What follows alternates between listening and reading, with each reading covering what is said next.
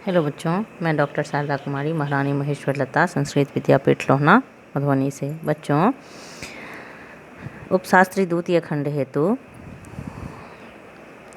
हम आज मौर्य प्रशासन से संबंधित बातों पर चर्चा करेंगे।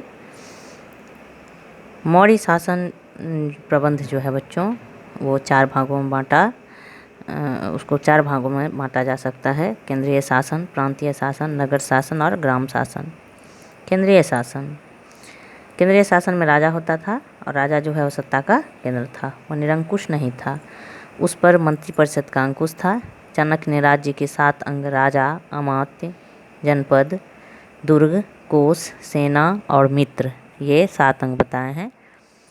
मंत्रिपरिषद जो होता था उसमें 12 से 20 तक मंत्री होते थे। प्रत्येक मंत्री को 12,000 पन जो है वो वार्षिक वेतन मिलता था। अमात्य मंडल जो तीर्थ के नाम से भी जाने जाते थे, केंद्रीय शासन सुविधा की दृष्टि से कई भागों में विभक्त था। प्रत्येक तीर्थ जो है विभाग का अध्यक्ष महामात्र अमात्य कहलाता था। अर्थशास्त्र में कुल 18 तीर्थों का उल्लेख है।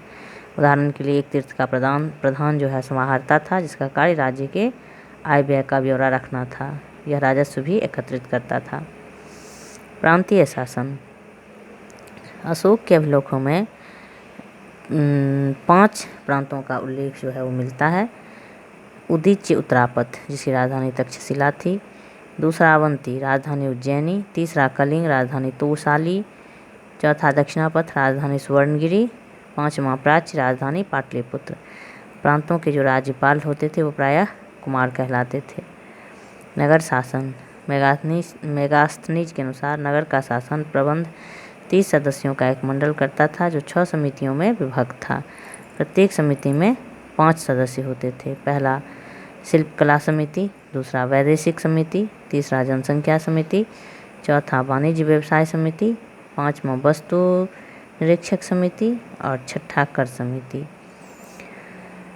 ग्राम प्रशासन, ग्राम का मुखिया जो है वो ग्रामीण या ग्रामीणी कहलाता था। ग्राम में एक प्रशासनिक अधिकारी भोजक होता था। प्रांत मंडल में, मंडल आहार जिले में विभक्त था। सैन्य व्यवस्था जो थी ग्राम शासन की, सैन्य व्यवस्था के तहत मौर्य प्रशासन का जो सैन्य व्यवस्था था उसमें सेना के 6 विभाग थे: पैदल सेना, अश्व सेना, हाथी सेना, रथ सेना, नौसेना एवं सैन्य यातायात विभाग। मौर्यों के पास एक विशाल सेना थी। राजा जो है वो अपनी सेना का कमांडर इन चीफ होता था।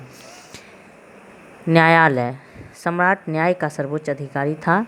धर्मस्थीय न्यायालय हुआ करता था, जो दीवानी न्यायालय थे और इनमें राजस्व संबंधी मामले आते थे। कंटक शोधन न्यायालय जो था, इसमें मारपीट झगड़े वाले फौजदारी मामले आते थे। गुप्तचर व्यवस्था जो थी मौर्य प्रशासन की, वह काफ़ी सुव्यवस्थित थी। गुप्तचर जो संस्था और संचारण 2 तरह के होते थे। एक स्थान पर रहने वाले गुप्तचर जो है वो संस्था कहलाते थे और साधु अथवा छद्मवेश में घूमने वाले गुप्तचर जो है वो संचारण कहलाते थे। राजस्व जो है बच्चों, भूमि कर उपज का जो है वह 1/6 या 1/4 होता था। नगरों से प्राप्त आय दुर्ग कहलाती थी। राष्ट्र जो है वो जनपद की आय थी। सेतु, फूल व खेत से प्राप्त आय थी और वज्र जो है मवेशियों से प्राप्त आय थी। मौर्यकालीन जो अर्थव्यवस्था थी बच्चों, वो एक कृषि प्रधान अर्थव्यवस्था थी। चंद्रगुप्त मौर्य ने सुदर्शन झील का निर्माण कराया था। अशोक ने सिंचाई हेतु इसमें नहरें निकलवाई। चाणक्य के अर्थशास्त्र में भी सिंचाई के अनेक साधनों का उल्लेख मिलता है। कृषि के साथ साथ पशुपालन भी प्रचलित था। व्यापार जो है वो आंतरिक एवं बाह्य दोनों व्यापार प्रचलित थे।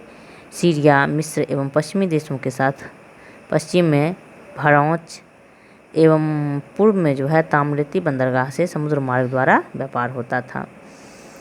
आंतरिक व्यापार जो है वह सड़क द्वारा एवं नदियों द्वारा होता था। मार्ग निर्माण अधिकारी जो है वो एग्रोनोमोई कहलाता था। ताम्रलिप्ति से जो है पुष्कलावती तक जाने वाला मार्ग उत्तरापथ कहलाता था और इस मार्ग पर पाटलिपुत्र, काशी, प्रयाग, कौशाम्बी एवं तक्षशिला स्थित थे। उद्योग जो था बच्चों, उसमें कपड़ा उद्योग प्रमुख उद्योग था। बंगाल का मलमल प्रसिद्ध था। इसके अलावा बढ़ईगिरी, चर्म उद्योग एवं धातु उद्योग भी प्रमुख थे। कौटिल्य के अनुसार वस्त्र उद्योग के केंद्र काशी, वत्स, मथुरा और बैंगी में थे।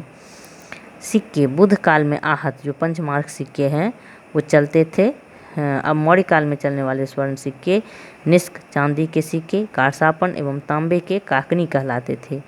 टकसाल का अध्यक्ष जो है वो लक्षणाध्यक्ष एवं मुद्राओं का परीक्षण करने वाला जो है वो अधिकारी होता था। और ये अधिकारी जो है टकसाल का अध्यक्ष जो लक्षणाध्यक्ष एवं मुद्राओं का परीक्षण करने वाला जो अधिकारी होता था वो रूपदर्शक कहलाता था। सिक्कों के साथ साथ वस्तु विनिमय भी प्रचलित था। तो बच्चों, आज हमने मौर्य प्रशासन के तहत केंद्रीय शासन, प्रांतीय शासन, ग्राम शासन, सैन्य व्यवस्था, न्याय व्यवस्था, राजस्व, मौर्यकालीन अर्थव्यवस्था, इन सबों के बारे में चर्चा की। आगे इसे मौर्यकाल से संबंधित बातों पर चर्चा हम जारी रखेंगे और उस पर कल चर्चा करेंगे। तब तक के लिए धन्यवाद।